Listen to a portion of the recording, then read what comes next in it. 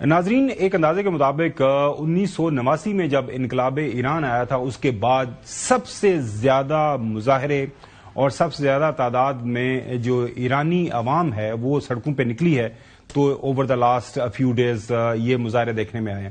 اس کے پیچھے وجہ کیا ہے؟ جو میڈیا کور کر رہا ہے وہاں پہ بہت زیادہ مہنگائی ہے، ایرانین کرنسی کی قیمت بہت زیادہ گر گئی ہے، انفلیشن ہے، سو پورے تہران کے اندر پانی نہیں مل رہا، بنیادی جو چیزیں ہیں استعمال کی وہ بھی نہیں مل رہی، لہٰذا ایرانین گورنمنٹ کے جو گورننس کے ایشوز ہیں وجہ تو یہی بتائی جا رہی ہے۔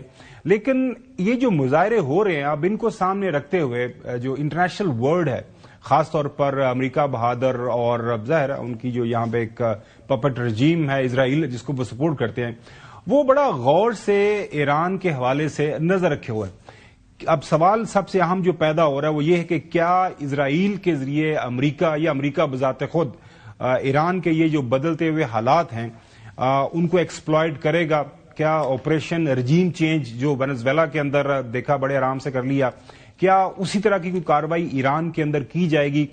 یہ ہمارے پروگرام کی آج پہلی سٹوری ہوگی۔ اس کے اوپر ہم نے بات کرنے کے لیے دعوت دی ہے بین الاقوامی امور کی ماہر ڈاکٹر ہما بقائی صاحبہ کو۔ ان سے جانیں گے تفصیل کے ساتھ کہ اب آگے ہوگا کیا۔ اس کے ساتھ ساتھ ناظرین، اوور دا ویکینڈ آپ نے دیکھا کراچی کے اندر سی ایم کے پی سہیل افریدی صاحب موجود تھے، وہاں پہ کافی انہوں نے شغل لگایا۔ ان کی پارٹی یہ دعویٰ کر رہی ہے کہ بڑا بھرپور ہم نے وہاں پہ ایک جو پولیٹیکل موومنٹ ہم نے شروع کی ہے، اس کے اثرات آنے والے دنوں کے اندر پڑیں گے۔ لیکن ان کے ظاہر ہے ان کے جو کرٹیکس ہیں، ان کے جو اپوننٹس ہیں وہ یہ کہہ رہے ہیں کہ اتنا بڑا شہر کراچی اور وہاں پہ اگر آپ نے چند ہزار لوگ نکال لیے ہیں تو کیا فرق پڑے گا۔ اس کے ساتھ ساتھ پروگرام میں ناظرین آپ کو کوئٹہ بھی لے کے جائیں گے۔ کوئٹہ کے اندر بوچ یکجہتی جو ایک کمیٹی ہے وہ کون سی دہشت گرد تنظیم کا ایک سافٹ امیج پیش کر رہی ہے اور کس طرح وہ وہاں پہ اپنی جو کارروائیاں ہیں ان کو آگے بڑھا رہی ہیں۔ کافی ہمارے پاس شواہد ہیں، وہ بھی آپ کے ساتھ شیئر کریں گے۔ بڑھتے ہیں اپنی پہلی کی سٹوری کی طرف۔ سب سے پہلے تو ناظرین، پریزیڈنٹ ٹرمپ نے ایران کے اندر جو حالات بدل رہے ہیں، سب سے پہلی جو تحریر کی تھی ٹویٹر کے اوپر، جو ٹویٹ کیا تھا، انہوں نے یہ کہا تھا کہ ہم ایران کے حوالے سے ہم بالکل لاک ہیں، لوڈڈ ہیں، اور اگر ایران میں ایرانین جو گورنمنٹ ہے، ایرانین رجیم ہے، اس نے مظاہرین کے خلاف وائلنس استعمال کیا، زیادہ مظاہرین کو ٹارگٹ کیا، تو ہم ایران کے اوپر کارروائی کر سکتے ہیں۔ اب لیٹسٹ اطلاعات یہ آ رہی ہیں کہ کچھ آپشنز رکھے گئے ہیں پریزیڈنٹ ٹرمپ کے سامنے کہ کس طرح آگے بڑھنا چاہیے ایران کے حوالے سے۔ کیا کوئی فوجی کارروائی کرنی چاہیے؟ اسرائیل تو کافی کوشش کر رہا ہے، امریکہ کو انسسٹ بھی کر رہا ہے کہ آ جائیں، یہ بڑا بہترین موقع ہے تو ہمیں اس موقع کو ضائع نہیں کرنا چاہیے، آگے بڑھنا چاہیے۔ لیکن جو فوجی ماہرین ہیں، جو ایڈوائزرز ہیں پریزیڈنٹ ٹرمپ کے، وہ ابھی تک کی جو اطلاعات ہیں اس کے مطابق منع کر رہے ہیں کہ ایسا نہ کریں، کیونکہ ایران ایک بہت بڑا ملک ہے، ایران کے اندر ایک بڑی ریزیلینٹ وہاں پہ جو حکومت ہے، رجیم ہے، کلریکل رجیم جس کو وہ نام دیتے ہیں، وہ موجود ہے، لہٰذا یہ کام اتنا آسان نہیں ہوگا، ایسا نہ ہو کہ کہیں ہم وہاں پہ پھنس جائیں۔ ایران کی طرف سے ایرانی جو پارلیمانی ان کے اسپیکر ہیں، ایرانی گورنمنٹ نے جو فیصلہ کیا ہے کہ اگر ہمارے اوپر کسی طرح کی کوئی کارروائی کی گئی، کوئی وائلنٹ کارروائی کی گئی، کوئی فوجی کارروائی کی گئی، تو ہم ہر اس جگہ کو ٹارگٹ کریں گے جہاں پہ امریکی انٹرسٹ اس خطے کے اندر موجود ہیں۔ یہ آپ کے سامنے ہم دکھا سکتے ہیں کہ Iran's parliament speaker threatens US its regional allies، اس کے حوالے سے انہوں نے کوئی بیان بھی دیا تھا۔ ڈاکٹر صاحبہ بہت شکریہ، آپ سے ہم گفتگو کا آغاز کرتے ہیں۔ لاہور سے حسب معمول چودھری غلام حسین صاحب میرے ساتھ موجود ہیں اور انہوں نے اپنا انقلابی سرخ سویٹر پہنا ہوا ہے، یہ ان کی نشانی ہے، سردیوں میں وہ ہمیشہ یہی پہنتے ہیں۔ اور یہاں پہ محترم جو حسن ایوب صاحب ہیں، ان کے پاس کافی زیادہ فراوانی ہے، مفلرز کی، وہ اسکارفز کی، اور یہ رنگ برنگے قسم کے نا، یہ ہینکرچیف بھی لگاتے رہتے ہیں کوٹ کے اندر، تو یہ بھی ہمارے پروگرام کا حصہ ہے۔ ڈاکٹر صاحب ونس اگین آپ کو فارملی ویلکم کرتے ہیں۔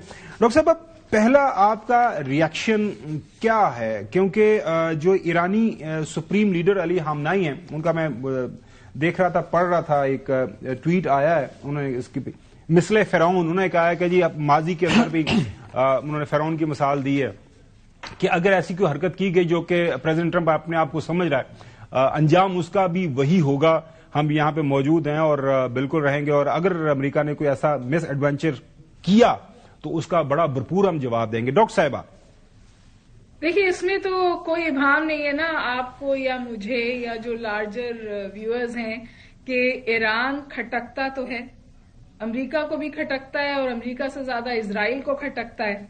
تو تواتر کے ساتھ ٹارگٹ پہ رہا ہے ایران. پہلے انہوں نے ایران کا جو پورا سمجھیے پراکسی نیٹ ورک تھا اس کو بائی ڈیزائن 7 اکتوبر کے پردہ کر کر جو غزہ میں آپریشن ہوا جو اب تک جاری ہے، اس میں انہوں نے جتنی ریزسٹنس ان کو ایران کی بیکنگ سے مڈل ایسٹ میں آتی تھی وہ انہوں نے ختم کر دی. تو یہ تو ان کا پہلا سٹیپ تھا، کیونکہ ایران کی اسٹریٹجی یہ تھی کہ وہ جنگ کو اپنی دہلیز سے دور رکھتا تھا. اور اگر آپ لارجر اسکیم آف تھنگز دیکھیں تو جو ایران کے حوالے سے امریکن سٹیٹمنٹس آ رہے ہیں وہ بالکل جڑے ہوئے ہیں اس ایکشن سے جو انہوں نے وینیزویلا میں کیا ہے، یا جس طرح وہ اب کیوبا سے بات کر رہے ہیں، یا وہ گرین لینڈ کو دھمکا رہے ہیں. لارجلی جو اصل سمجھیے مدعا ہے نا، اصل مدعا کم از کم امریکہ کے لیے یہ ہے کہ جو میری یونیپولیرٹی کی گدی ہے وہ کہیں کھسکنی نہیں چاہیے.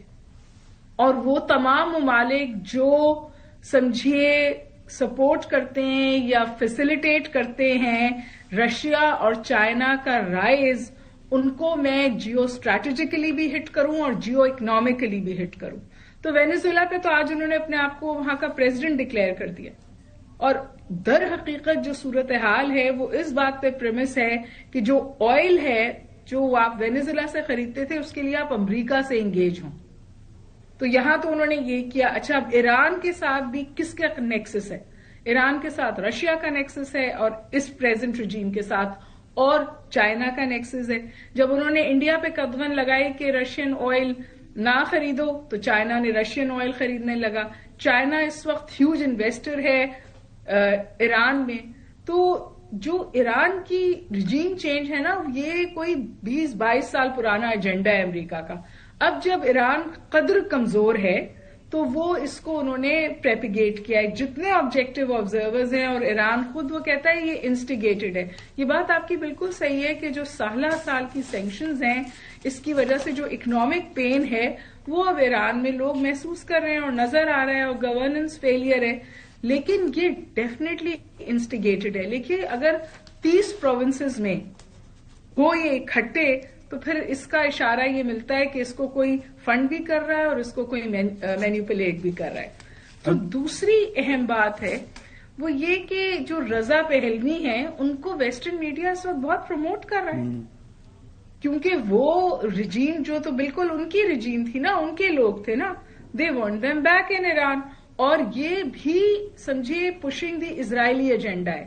یہ اسرائیلی ایجنڈا ہے کہ جو ایگزسٹنگ رجیم ہے ایران کی اس کو کمزور کر کے ہٹا دیا جائے.